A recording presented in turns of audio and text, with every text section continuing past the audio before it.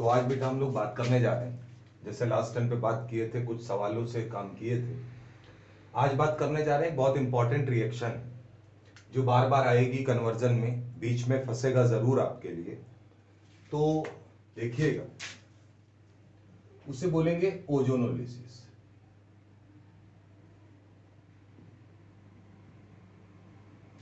Basically ozonolysis की अगर बात करेंगे तो इसे बोला जाता है हैरीज ओजोनोलिसिस। साइंटिस्ट का नाम है, मेन पार्ट आपको याद रखना है ओजोनोलिसिस। ओजोनोलिसिस में होता क्या है, कैसे हम काम करेंगे, और इस केस में अगर बात की जाए तो कई सारी इसकी ट्रिक्स भी हैं, बट मेनली अपन लोग प्रयास करेंगे आईआईटी के हिसाब से कि अपने को मैकेनिज्म भी पता होना चाहिए। होता क्या है, ओजोन के साथ हम लोग इसकी रिएक्शन कराने जा रहे हैं। ओजोन की अगर बात करेंगे तो ऑक्सीजन का एलोट्रोप है। अगर रिएक्शन की बात करें तो मान लीजिए अगर मैंने कोई एल्कीन लिया, यहां मैं R1 लिख रहा हूं, यहां मैं R2 लिख रहा हूं, डबल बॉन्ड C, यहां मैं R3 लिख रहा हूं और यहां मैं H लिख रहा हूं, तो R1 R2 R3 alkyl group होंगे, सीधी सी बात है। रिएक्शन दो स्टेप में होती है। पहले स्टेप में आपको लिखा हुआ मिलेगा ओजोन, पहले स्टेप में आपको मिलेगा ओजोन, और ओजोन के साथ आपको डाइक्लोरोमीथेन भी लिखा मिलेगा। टेम्परेचर अगर कभी देगा तो -78 डिग्री सेल्सियस लिखता है। अब होगा क्या, ओजोन जो है, बेंजीन के पास जो पाई इलेक्ट्रॉन्स है वो इसे अपनी तरफ अट्रैक्ट कर रहे हैं। तो अगर अट्रैक्ट कर रहे हैं तो अट्रैक्शन में होगा क्या, सबसे पहले क्या बनेगा, ये ध्यान रखिएगा। सबसे पहले बनेगा R1 C R2, और ये पाई बॉन्ड जो है ये बॉन्ड ब्रेक होगा, R3 H, और ओजोन जाकर यहां ऐड हो जाएगा। ये बनता है सबसे पहले, इसे बोलते हैं मोल ओजोनाइड। ध्यान रखना है आपको, सबसे पहले क्या बनता है, मोल ओजोनाइड। मोल ओजोनाइड जो होता है वो हाईली अनस्टेबल होता है।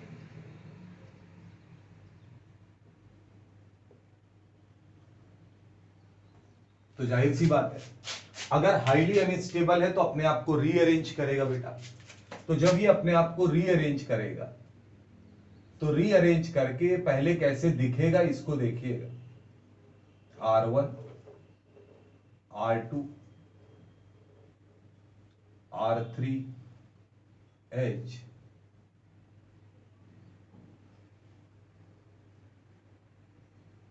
और ये इस तरीके से आपको दिखेगा। अब जब इस तरीके से दिखेगा तो ये बॉन्ड बीच का गायब हो जाएगा इन केस ऑफ एल्कीन, यानी कि यहां पर ये बॉन्ड गायब हो चुका है। तो पहले पाई बॉन्ड टूटा था, अब सिग्मा बॉन्ड भी शिफ्ट हो चुका है, तो ये बना, और इससे अपन लोग बोलेंगे ओजोनाइड।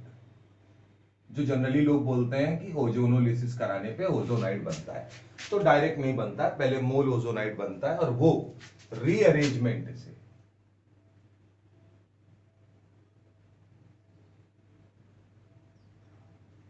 करके कन्वर्ट होता है ओजोनाइड। तो जितने भी एल्कीन होंगे उसमें ये होगा। अब जब ओजोनाइड बन गया तो ओजोनाइड का हम लोग कराते हैं हाइड्रोलिसिस। तो जब हम इसका हाइड्रोलिसिस कराएंगे, यही सबसे मेन स्टेप है हमारे पास। जब हम इसका हाइड्रोलिसिस कराएंगे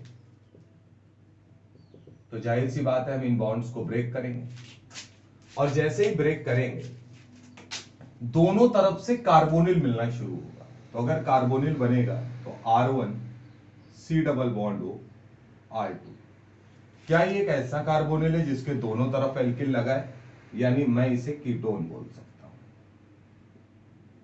ठीक है, यहां आते हैं, यहां से भी CO बनेगा लेकिन साथ में H होगा, तो क्या ये R3 CHO टाइप का होगा। मैं जानबूझ के ऐसा लिया जिसमें दोनों आपको दिखे, तो यहां से बनेगा एल्डिहाइड, और साथ में ऑक्सीजन जो ब्रेक हुआ है उसके साथ निकलेगा H2O2। अब ये इस रिएक्शन का सबसे इंपॉर्टेंट पार्ट है, क्या कि आपको लास्ट में एल्डिहाइड भी मिल सकता है, कीटोन भी मिल सकता है, डिपेंड करेगा आपका एल्कीन कैसा है। दोनों तरफ एल्किल लगा होगा तो कीटोन, एक तरफ एल्किल लगा होगा या नहीं लगा होगा, H लगा होगा तो एल्डिहाइड होगा, और साथ में बनेगा क्या, H2O2। अब H2O2 जो होता है वो एक माइल्ड ऑक्सीडाइजिंग एजेंट होता है। माइल्ड का मतलब कोई बहुत स्ट्रांग भी नहीं है और बहुत वीक भी नहीं है।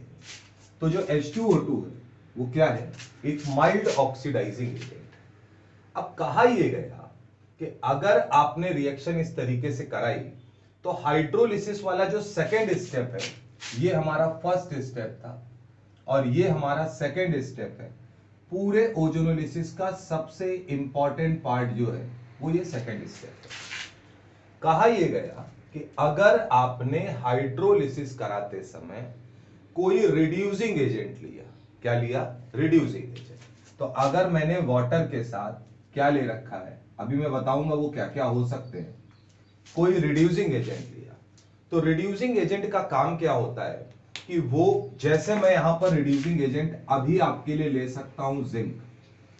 जिंक का काम क्या होता है, जो हाइड्रोलिसिस के बाद H2O2 बनता है उस H2O2 को रिमूव कर देता है। कैसे रिमूव करेगा, जिंक जो होगा वो H2O2 के साथ रिएक्ट करके जिंक ऑक्साइड और वाटर में कन्वर्ट हो जाएगा। तो अगर बेटा इस रिएक्शन को आप गौर से देखें तो इसका सीधा सा मतलब है कि अगर आपने रिड्यूसिंग एजेंट लिया लाइक जिंक, तो क्या वो आपकी रिएक्शन में हाइड्रोलिसिस के बाद प्रोडक्ट में जो एक ऑक्सीडाइजिंग एजेंट बन रहा है उस ऑक्सीडाइजिंग एजेंट को हटा ले जाता है।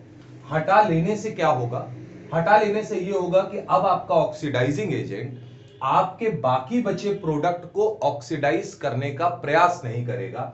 यानी कि अगर आपने कोई भी रिड्यूसिंग एजेंट लिया तो वो रिड्यूसिंग एजेंट H2O2 के साथ रिएक्ट करके उसे तुरंत H2O में कन्वर्ट कर देगा, यानी कि आपका जो प्रोडक्ट है वो प्रोडक्ट फर्दर ऑक्सीडाइज नहीं होगा। अब क्या कहा गया, अगर आपने ओजोनोलिसिस में कोई रिड्यूसिंग एजेंट लिया हाइड्रोलिसिस के समय तो उसे बोला जाएगा रिडक्टिव ओजोनोलिसिस। क्या नाम दिया जाएगा, रिडक्टिव ओजोनोलिसिस। और अगर नहीं लिया तो बोलेंगे ऑक्सीडेटिव ओजोनोलिसिस। जैसे अगर मैंने यहां पर जिंक ले लिया था तो जिंक ने H2O2 को तुरंत ही कन्वर्ट कर दिया, यानी एल्डिहाइड और कीटोन दोनों मिले। तो इस तरीके के ओजोनोलिसिस को हम लोग क्या बोलेंगे, रिडक्टिव ओजोनोलिसिस। लेकिन बेटा अगर आप इसका हाइड्रोलिसिस कराते और आप कोई रिड्यूसिंग एजेंट ना लेते, तो अगर आप रिड्यूसिंग एजेंट ना लेते तो आप खुद सोचिएगा आपका जो कीटोन बना है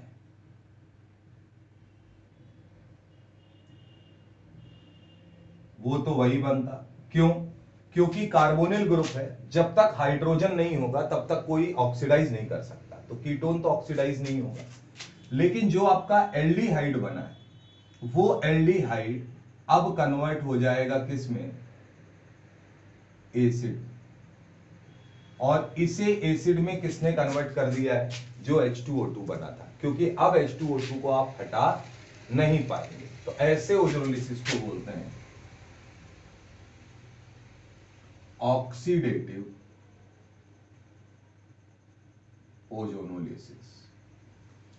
मतलब अगर आपने एल्कीन का, बहुत सिंपल सी बात है, अगर आपने एल्कीन का क्या कराया, पहला ओजोन लिया, साथ में CH2Cl2, दूसरा आपने हाइड्रोलिसिस कराया और जनरली दिया होता है जिंक, यानी रिड्यूसिंग एजेंट कोई कंसीडर किया, तो आपका एल्कीन तुरंत ही ये ओजोनोलिसिस कहलाएगा रिडक्टिव ओजोनोलिसिस। ये आपको ध्यान रखना है, ये क्या कहलाएगा, रिडक्टिव ओजोनोलिसिस। और रिडक्टिव ओजोनोलिसिस में क्या क्या बन सकता है, एल्डिहाइड और कीटोन। यानी कुल मिलाकर कीटोन पे तो खतरा नहीं है, लेकिन आपका जो एल्डिहाइड है वो रिडक्टिव ओजोनोलिसिस में क्या रहेगा, सेफ रहेगा। लेकिन अगर आपने एल्कीन लिया और आपने उसका ओजोनोलिसिस कराया इन अब्सेंस ऑफ रिड्यूसिंग एजेंट, यानी केवल वाटर लिया, रिड्यूसिंग एजेंट नहीं है, तो ऐसे रिड्यूसिंग एजेंट को हम लोग, मतलब ऐसे ओजोनोलिसिस को हम लोग बोलते हैं ऑक्सीडेटिव ओजोनोलिसिस। क्या नाम देंगे, ऑक्सीडेटिव ओजोनोलिसिस। तो अगर आप ऑक्सीडेटिव ओजोनोलिसिस बोलेंगे तो इस सिचुएशन में आपको कार्बोनिल में कीटोन तो मिलेगा क्योंकि उसके पास हाइड्रोजन नहीं है, लेकिन आपको कभी भी एल्डिहाइड का फॉर्मेशन नहीं मिलेगा, बल्कि आपका एल्डिहाइड ऑक्सीडाइज होकर हमेशा किस में कन्वर्ट हो जाएगा, एसिड। क्लियर है बात। अब यहीं से आपको याद रखना है कि जब भी ऑक्सीडेटिव ओजोनोलिसिस होता है तो एल्डिहाइड कन्वर्ट हो जाता है किसमें, एसिड। ये बात आपको याद रखनी है। अब अगर एल्डिहाइड एसिड में कन्वर्ट हो जाता है तो आपको याद रखना है, अगर कभी आपके पास फॉर्मेल्डिहाइड है तो फॉर्मेल्डिहाइड ऑक्सीडाइज होगा और ऑक्सीडाइज होके फॉर्मिक एसिड बनेगा। और मैंने आपको बताया था कि फॉर्मिक एसिड अनस्टेबल होता है, यानी वो फर्दर ऑक्सीडाइजिंग एजेंट की प्रेजेंस में कन्वर्ट हो जाएगा CO2 प्लस वाटर में। यानी फॉर्मिक एसिड अगर कभी बनेगा तो आप उसकी जगह क्या लिखेंगे, CO2 प्लस वाटर।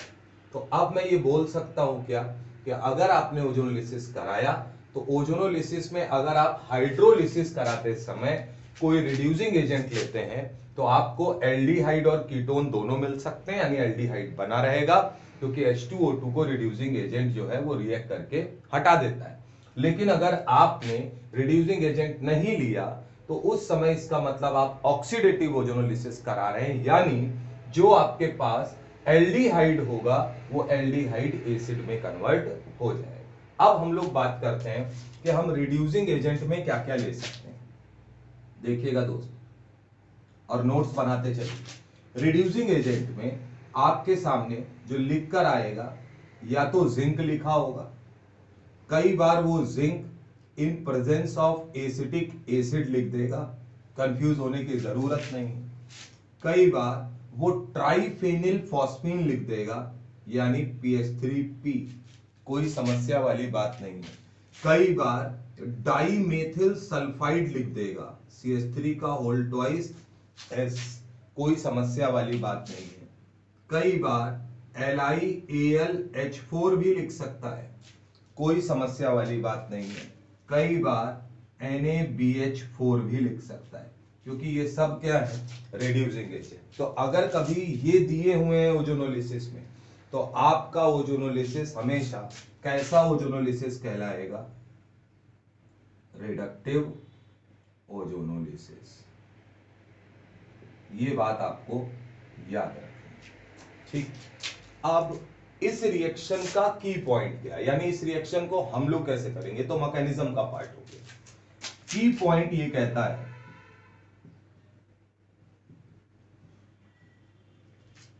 कि अगर रिडक्टिव ओजोनोलिसिस है, अब ये तो आप पहचान ही लेंगे,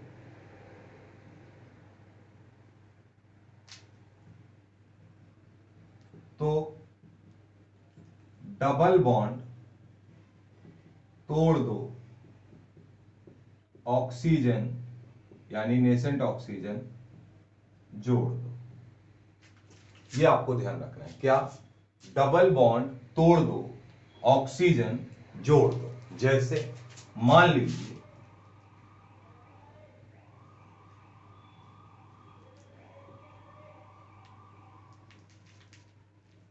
ये हमें एल्कीन दिया है और इसी के बिहाफ पे हम लोग क्वेश्चंस करेंगे। यहां पर हमारे पास लिखा है ओजोन, यहां लिखा है जिंक, वाटर। तो दोस्त ये बताइए, क्या एक बात तो कंफर्म है, जैसे ही आप जिंक को देखेंगे आप तुरंत समझ जाएंगे RO का मतलब रिडक्टिव ओजोनोलिसिस है। तो रिडक्टिव ओजोनोलिसिस में क्या करना होता है, डबल बॉन्ड तोड़ दो और ऑक्सीजन जोड़ दो। तो आप क्या बोलेंगे, ये जो डबल बॉन्ड है इसे ब्रेक करो और दोनों को एक एक ऑक्सीजन पकड़ा दो।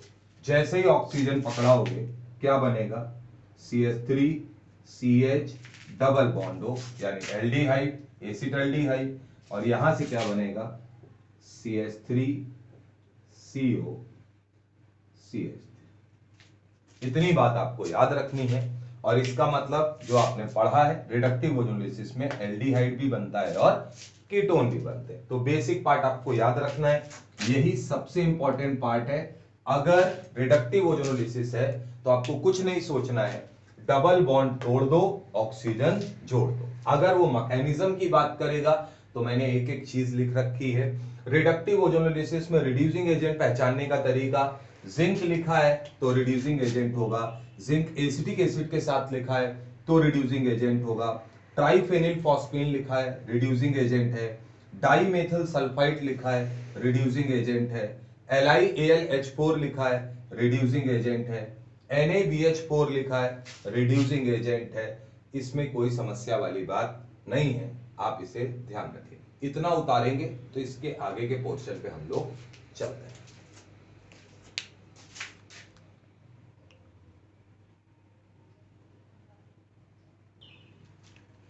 आगे की कहानी देखते हैं दोस्त।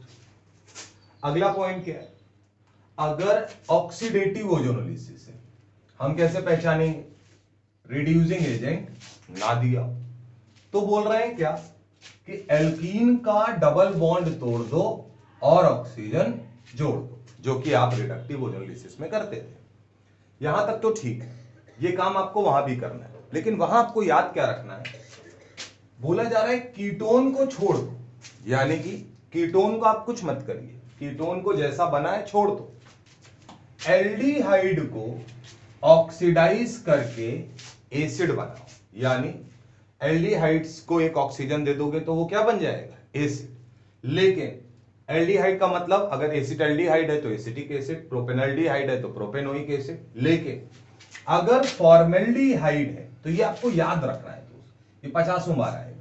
फॉर्मेल्डिहाइड अगर है तो आपको पता है फॉर्मिक एसिड बनेगा, लेकिन फॉर्मिक एसिड ना लिखकर आप क्या लिखेंगे, CO2 प्लस वाटर। यानी आपको याद रखना है कि अगर कभी भी एल्डिहाइड बनता है ऑक्सीडेटिव ओजोनोलिसिस में तो हम उसे कन्वर्ट कर देंगे एसिड में, लेकिन फॉर्मेल्डिहाइड से फॉर्मिक एसिड नहीं लिखेंगे, ऑक्सीडाइज वो भी होगा, लेकिन उसकी जगह अपन लोग लिखेंगे CO2 प्लस वाटर। इतना नोट करिए तो फिर हम लोग सवालों पे आते हैं।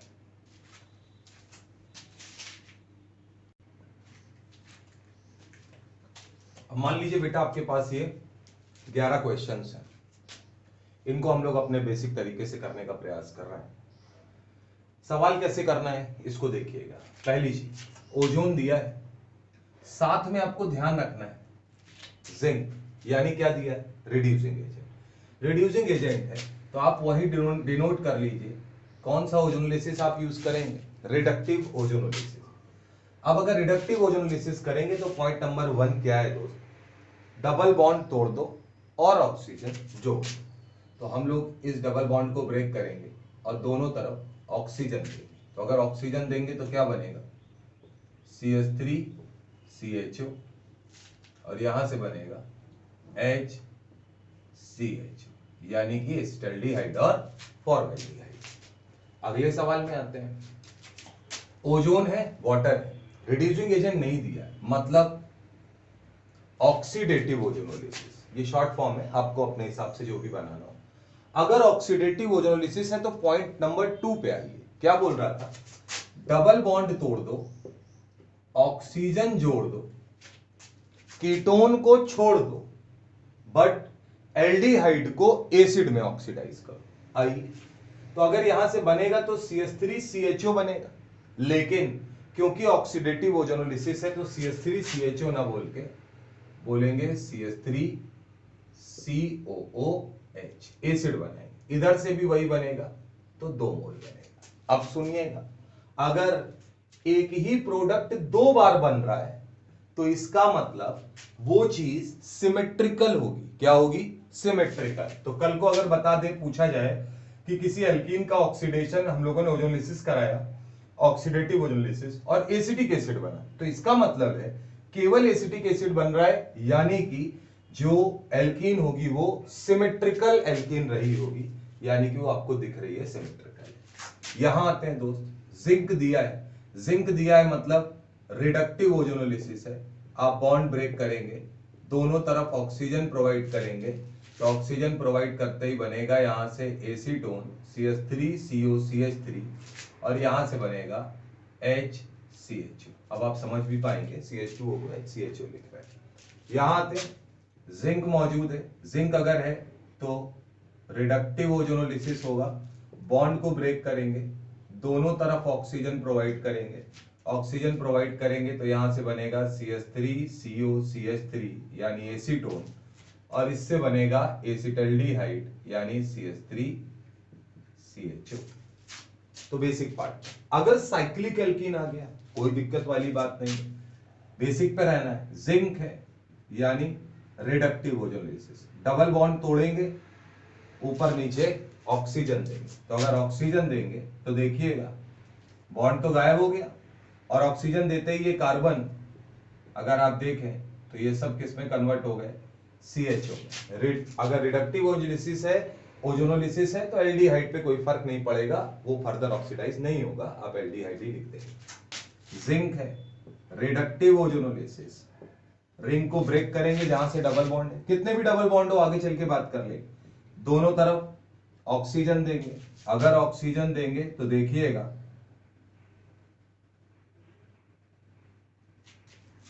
ये कार्बन यहां CH3 C double bond O में कन्वर्ट हो जाएगा और ये कार्बन CHO में कन्वर्ट हो जाएगा। यहां आते हैं, जिंक है यानी रिडक्टिव ओजोनोलिसिस है, बॉन्ड को ब्रेक करिए, ऊपर नीचे ऑक्सीजन प्रोवाइड करिए, ऑक्सीजन अगर आप प्रोवाइड करेंगे तो देखिएगा बॉन्ड अगर ब्रेक होगा तो डबल बॉन्ड हो, डबल बॉन्ड यानी कि डाइकीटोन मिलेगा। यहां आते हैं तो एक से ज्यादा डबल बॉन्ड है, कोई फर्क नहीं पड़ता है, जिंक है रिडक्टिव ओजोनोलिसिस है, जहां जहां डबल बॉन्ड है वहां से ब्रेक कर दीजिए। अब प्रोडक्ट लिखने का तरीका, जो चीज बाहर है पहले हट रही है उसको हटाते हैं, CH2 ऑक्सीजन लेके जाएगा तो बनाएगा CH2O यानी फॉर्मेल्डिहाइड। रिंग की अगर बात करें तो इस रिंग को अगर आपको बनाना है तो आप देखिएगा जहां से CH2 हटा है वहां डबल बॉन्ड O आ जाएगा, बाकी ये पोर्शन ऐसे यहां पर इन दो कार्बन के बीच में बॉन्ड ब्रेक हुआ है, बॉन्ड अगर ब्रेक हुआ है तो क्या यहां डबल बॉन्ड O होगा और ये कार्बन CHO में कन्वर्ट हो चुका होगा, तो ये COCH3 टाइप है और ये CHO। जिंक है रिडक्टिव ओजोनोलिसिस है, जितने डबल बॉन्ड है सारे ब्रेक करिए, बॉन्ड ब्रेक करके प्रोडक्ट लिखना शुरू करिए। क्या लिखेंगे, पहले CH3 CO CH3, इधर से आते हैं दोस्त, ये CHO हो गया, ये CHO हो गया, यानी CH double bond O CH2 CH double bond O, dial बन रहा है। यहां पर आएंगे CH2O यानी फॉर्मेल्डिहाइड, कोई एसिड बनाने की जरूरत नहीं है। बेंजीन दिया है, जिंक है रिडक्टिव ओजोनोलिसिस, बेसिक पर है, जितने डबल बॉन्ड होंगे सारे ब्रेक करेंगे, 3 होते हैं तीनों ब्रेक करेंगे। लेकिन अगर तीनों को ब्रेक करेंगे तो जो पोर्शन आ रहा है वो देखिएगा, क्या वो ये पोर्शन है जो बाहर निकल रहा है, 2 कार्बन का सेट। अब ये सेट अगर बाहर निकल रहा है तो बॉन्ड टूटने से इस कार्बन को भी ऑक्सीजन मिला और इस कार्बन को, ऐसे ही 3 सेट आपको मिलेंगे। तो क्या इन दोनों को अगर ऑक्सीजन मिलेगा तो क्या ये CHO सिंगल बॉन्ड CHO होगा, बोलो बेटा, और ऐसे कितने मिलेंगे, 3 मिलेंगे। तो याद रखना है, तो इसे अपन लोग बोलेंगे CHO सिंगल बॉन्ड CHO। यहां आते हैं, डबल बॉन्ड ब्रेक करना है, जिंक देखना है, रिडक्टिव ओजोनोलिसिस कराएंगे, बॉन्ड ब्रेक करेंगे तो क्या आएगा यहां से CH3 CHO। अब यहां देखिएगा इस कार्बन को एक डबल बॉन्ड तोड़ने से एक ऑक्सीजन इधर से मिला और एक इधर से मिला, तो आपको दिख रहा होगा CO2, यानी ये इस बात को बता रहा है कि जरूरी नहीं है कि रिडक्टिव ओजोनोलिसिस में कभी CO2 नहीं निकलता, निकलता है दोस्त, अगर डबल बॉन्ड सी है, एलिन टाइप का मामला है, प्लस CH3CH, तो ये चीज 2 बार आई है, तो आप इस चीज को डायरेक्टली, तो मैंने आपको दिखाने के लिए लिखा था 2 टाइम्स CH3CHO भी लिख सकते हैं, कोई समस्या नहीं। इतने क्वेश्चंस को आप उतार लीजिए और बिल्कुल ध्यान रखिएगा, उन्हीं 2 पॉइंट से ही सारा मामला बन जाएगा। इतना करिए तो फिर कुछ और अच्छे सवाल करते हैं।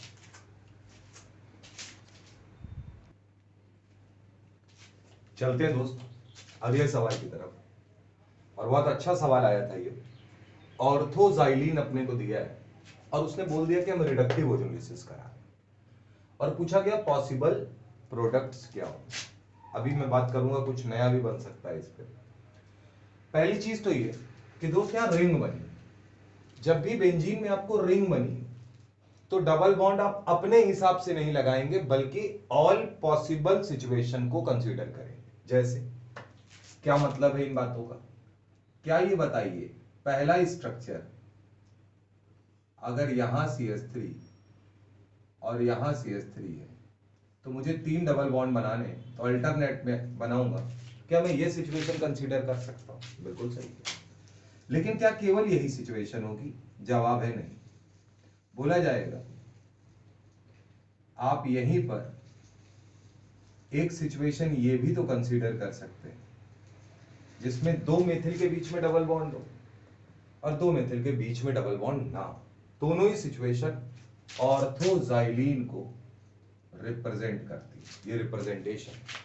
तो हमारा सवाल बेसिकली एक ना होकर 2 स्ट्रक्चर पे टिका है, और वो कैसे बदलेगा, पॉसिबल प्रोडक्ट की बात कर रहे हैं। अगर मैंने इसका रिडक्टिव ओजोनोलिसिस कराया तो हम अपने बेसिक पर हैं, क्या करेंगे, डबल बॉन्ड को ब्रेक करेंगे और ऑक्सीजन जोड़ देंगे। अब यार अगर डबल बॉन्ड को ब्रेक करेंगे और ऑक्सीजन जोड़ेंगे, तो आप जरा देखिएगा, जहां टिक लगाया है इस पार्ट को, अगर मैं इस पार्ट को लिखता हूं तो CH3 C double bond O CH, क्या लिखेंगे दोस्त, CH3 C double bond O, यहां से C डबल बॉन्ड O, और इधर आएंगे तो CH। आइए इस पार्ट को देखिएगा जरा, ये ब्लैक वाले को, CH3 C double bond O CH, यानी यही चीज 2 बार बन जाएगी। देखिए CH3 C double bond O CH। अब अगर मैं इस पार्ट को देखता हूं तो देखिएगा यहां से ब्रेक हो रहा है, ये कार्बन है और ये कार्बन है, ये 2 कार्बन है, यहां पे भी ऑक्सीजन, यहां पे भी ऑक्सीजन, यानी CHO single bond CH, 2 product अपने को दिख रहे हैं। इधर आते हैं, रिडक्टिव ओजोनोलिसिस कराते हैं, जहां डबल बॉन्ड है वहीं से ब्रेक करना है। ये 3 सिचुएशन। अगर मैं आपसे कहूं कि आप इस पोर्शन को देखिए जरा, ये गोले वाले को, तो अगर आप इसे देखेंगे तो क्या लिखेंगे, CH3 C double bond O CO CH,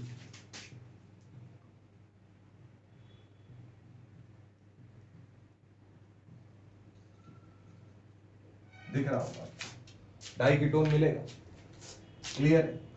अब अगर हम इन 2 कार्बन को देखें तो CHO सिंगल बॉन्ड CHO, इन 2 कार्बन को देखें तो CHO सिंगल बॉन्ड CHO, यानी 2 times CHO single bond CHO। तो मुझे ये बताइए, अगर हमसे पूछा जाए कि कितने पॉसिबल प्रोडक्ट बनेंगे, तो जो सेम प्रोडक्ट है उनको दोबारा नहीं लिखना है, मैं इसको बोल दे रहा हूं A, इसे बोल दे रहा हूं B, तो क्या ये दोनों ही C होंगे? तो यहां पॉसिबल प्रोडक्ट कौन कौन आएंगे, A, B और C, ये 3 प्रोडक्ट होंगे जो पॉसिबल प्रोडक्ट होंगे। ये बात आपको याद रखनी है, दोनों स्ट्रक्चर कंसीडर करने हैं। अगर रिंग के ऊपर कोई भी ग्रुप लगाए तो आपको याद रखना है कि फिर गोले को आप, हाँ अगर आपको उसने केवल ये स्ट्रक्चर दे दिया तो अब आपको पाई बॉन्ड उसने दे दिया है तो सवाल से सवाल नहीं पूछना है दोस्त, यानी तब तो हम जो दिया है वो करेंगे। लेकिन अगर हमें गोला दिया तो इसका मतलब वो रेजोनेंस की बात कर रहा है, यानी पाई बॉन्ड फिक्स नहीं है, तो हम दोनों सिचुएशन लेकर चलेंगे। अगला सवाल है और अच्छा सवाल है, एन ऑर्गेनिक कंपाउंड C4H6, मतलब 4 कार्बन और 6 हाइड्रोजन होने चाहिए। चारों ऑप्शन देखोगे तो IIT का सवाल है, 4 कार्बन 6 हाइड्रोजन उन्होंने दिया है। On ozonolysis gives formaldehyde, CO2 and acetic. Compound will be, compound क्या हो सकता है, तो इस बार प्रोडक्ट दिया है। क्या दिया है आपको, अगर सवाल की मैं बात करूं तो जो प्रोडक्ट है वो गिवन है, और सवाल में कंपाउंड विल बी यानी रिएक्टेंट जो है वो क्वेश्चन मार्क है, यानी पूछा गया है। ऐसे सवाल जब आए तो आप क्या करिएगा, देखिएगा तरीका देखिए। अगर फॉर्मेल्डिहाइड है तो क्या मैं फॉर्मेल्डिहाइड को CH2 डबल बॉन्ड O लिख सकता हूं बेटा। अगर CO2 है तो क्या मैं CO2 को C डबल बॉन्ड O लिख सकता हूं। अगर एसिटल्डिहाइड है तो क्या मैं एसिटल्डिहाइड को CH3CH डबल बॉन्ड O लिख सकता हूं। हम अपने बिल्कुल बेसिक पे रहते हैं, अगर बेसिक पे रहेंगे तो हमने क्या किया होगा ओजोनोलिसिस में, डबल बॉन्ड तोड़ा होगा और ऑक्सीजन जोड़ा होगा। तो अगर हमने डबल बॉन्ड तोड़ के ऑक्सीजन जोड़ा होगा तो ये बताइए ये चीज क्या रही होगी, डबल बॉन्ड CH2, ये चीज क्या रही होगी, इसके दोनों तरफ डबल बॉन्ड रहा होगा। ये चीज क्या रही होगी, CH3CH डबल। अब इन तीनों चीजों को जोड़ के बनाना है, लेकिन वैलेंसी खाली नहीं रहनी चाहिए, तो क्या करेंगे, जिसके पास दोनों तरफ से वैलेंसी है वो बीच में होगा। तो जब आप प्रोडक्ट बनाएंगे, रिएक्टेंट बनाएंगे, तो आप इसको बीचों बीच लिखेंगे, इसके एक तरफ आप इसे जोड़ेंगे तो CH2 डबल बॉन्ड C होगी, एक तरफ आप इसे जोड़ेंगे तो CH3। ये हमारा रिएक्टेंट होगा, और आप इसे ब्रेक करके देख भी सकते हैं दोस्त। अगर आप ब्रेक करेंगे तो CH2 मिलेगा, यहां से ऑक्सीजन CO2 मिलेगा, CH3CHO मिलेगा। तो ये ऑप्शन आप देखिए आपको कहां दिया है, तो CH2 double bond C double bond CH CH3। अब अगर आप इस सिचुएशन को देखेंगे तो आपको ये उल्टा दिया हुआ है, CH3CH double bond C double bond CH, option number 4। तो ये आपको ध्यान रखना है, इतना उतारिए तो बात कर लेंगे। अगर कभी एल्काइन आ गया तो क्या करेंगे, उसकी भी बात करेंगे। लास्ट पोर्शन है दोस्त। अब अगर एल्काइन का ओजोनोलिसिस करना है, रेयर आता है लेकिन हम लोग सब कुछ कवर करके चलेंगे। तो अगर एल्काइन का ओजोनोलिसिस है तो मान लीजिए मैंने अनसिमेट्रिकल लिया, ये हमारे पास एल्काइन है। पहला स्टेप वही है, ओजोन CH2Cl2 दिया है, तो पहले मोल ओजोनाइड बनता है, उसके बाद ओजोनाइड बनता है, तो मैं डायरेक्ट ओजोनाइड बना रहा हूं। तो अगर ओजोनाइड बनाएंगे तो इस बार क्या होगा, इंपॉर्टेंट पार्ट ये, यहां पर कार्बन और कार्बन के बीच में कनेक्शन रह जाए। एल्कीन के केस में अगर आप देखें तो ओजोनाइड बनते समय वो कनेक्शन खत्म हो गया था, यहां ये कनेक्शन बरकरार है और ये बना ओजोनाइड। इसके बाद फिर वही दो सिचुएशन, अगर आपने इसका हाइड्रोलिसिस जिंक लेकर कराया यानी रिड्यूसिंग एजेंट, या नहीं लेकर कराया यानी ऑक्सीडेटिव ओजोनोलिसिस, तो जाहिर सी बात है ये पोर्शन क्या कहलाएगा, जैसे वहां पढ़ा था ऑक्सीडेटिव ओजोनोलिसिस कराया। और यहां पे अगर हम बात करें तो जिंक मौजूद है यानी हम इसे क्या बोलेंगे, reductive ozonolysis. Basic part same है दोस्त। अगर आपने रिडक्टिव ओजोनोलिसिस कराया तो ये बताइए ये बॉन्ड अब ब्रेक होंगे यहां से। तो अगर ये बॉन्ड ब्रेक होना शुरू होगा इस सिचुएशन में, तो अगर बॉन्ड ब्रेक होना शुरू होगा तो ये ऑक्सीजन रह जाएगा, H2O2 निकलेगा, लेकिन यहां पर रिडक्टिव में इनके बीच में कनेक्शन रह जाता है, और अगर कनेक्शन रह जाता है तो बनेगा डाई कीटोन। क्या बनेगा? डाई कीटोन या डाई कार्बोनिल बनता है दोस्त, ये ध्यान रखना है। लेकिन अगर ऑक्सीडेटिव ओजोनोलिसिस है तो इसका मतलब है कि अब आपको डाई कार्बोनिल नहीं मिलेगा, ये सिग्मा बॉन्ड ब्रेक करके आपको एसिड बनाने, जैसे RCOOH, R वाला एसिड, और R डैश से अगर आप बनाएंगे तो R डैश COOH, यानी ऑक्सीडेटिव ओजोनोलिसिस में यहां कोई कंफ्यूजन नहीं है, एसिड्स मिलेंगे आपको एल्काइन, और रिडक्टिव ओजोनोलिसिस में आपको डाइकार्बोनिल मिलेगा। जैसे एग्जाम्पल के तौर पे अगर मैं आपके सामने रख देता CH3C triple bond C CH3, और यहां पर मैं लिखता O3, या मैं ऐसे लिख देता O3 वाटर जिंक, और यहां मैं लिखता O3 और सिर्फ वाटर, तो जाहिर सी बात है अब आप समझ जाएंगे जिंक दिया है मतलब रिडक्टिव ओजोनोलिसिस, नहीं दिया है मतलब ऑक्सीडेटिव ओजोनोलिसिस, पहले ही कंफर्म कर लेना। अब रिडक्टिव ओजोनोलिसिस में क्या करना है? पाई बॉन्ड ब्रेक करने, सिग्मा बॉन्ड ब्रेक नहीं होगा, तो केवल पाई बॉन्ड अगर आप ब्रेक करेंगे तो क्या बोला था? डाई कार्बोनिल बनेगा, यानी CH3 सिग्मा बॉन्ड दोनों के बीच में बचा रह जाएगा, COCH3 ये बनेगा।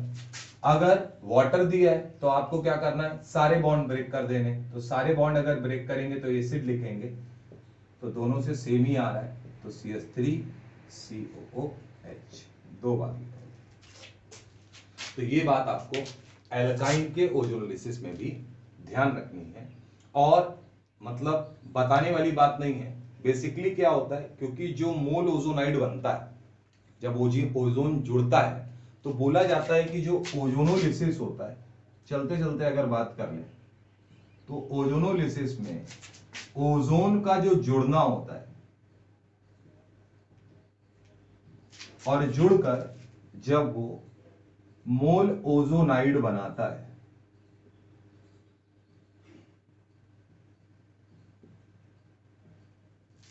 तो ये प्रोसेस सिन एडिशन होता है। कैसा एडिशन होगा? Syn addition. जैसा मैंने आपको बताया भी था, एक तरफ आके पूरा जुड़ता है, तो ये एडिशन कैसा होता है? Syn addition. अगर कल को आया, ये थोड़ी सी अलग बात है, सिन एडिशन होता है, और उसके बाद वो अपने आप को रीअरेंज करके ओजोनाइड बनाता है। अब कल को पूछा जाएगा रेट ऑफ ओजोनोलिसिस किसका ज्यादा होगा?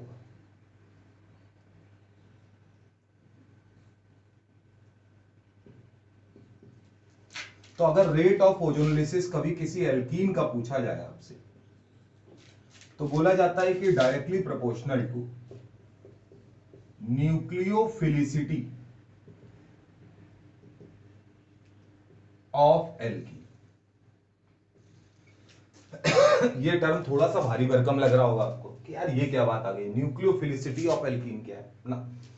आप ऐसे समझिए, हम लोगों ने बात की थी एल्कीन के पास जितना ज्यादा पाई बॉन्ड होगा, मतलब पाई कैरेक्टर होगा, जितना ज्यादा इलेक्ट्रॉन पाई इलेक्ट्रॉन होंगे उतनी जल्दी वो अट्रैक्ट करेगा। तो न्यूक्लियोफिलिसिटी ऑफ एल्कीन इस बात पर डिपेंड करता है दोस्त कि यहां पर कितने इलेक्ट्रॉन डोनेटिंग ग्रुप लगे हुए, यानी वो एल्कीन जिसमें हाइपर कॉन्जुगेशन ज्यादा होगा। क्या ज्यादा होगा एल्कीन में?